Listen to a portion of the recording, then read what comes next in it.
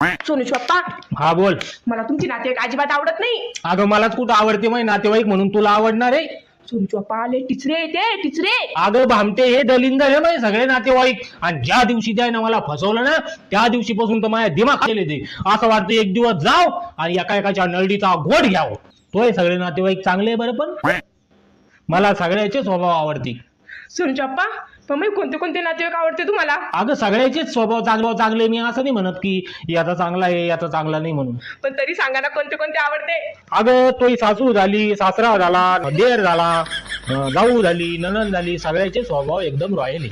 मलाच मग नातेवाईक चांगले भेट, पण जाऊ दे तुला तर भेटले ना, तू खुश आहे ना. तुमचे कोणते नातेवाईक आहे मग? मै सासू सासरा यायला मला लय फसेल शिवकन्या. मी एक दिवस जाऊन त्याच्या डोक्यात दगडच टाकणार आहे. तो सारखं लोट न दिलं माझ्या गळ्यात गुतून जिंदगी बरोबर झाली. अहो सोनूचे पप्पा, आपल्या सगळ्यांचे नातेवाईक एकच असते. एकत्र राहते का तुला लय उशिरा कळलं मग. नाही, वाटलं नाही शेवटी कळलं तुला आहे ना.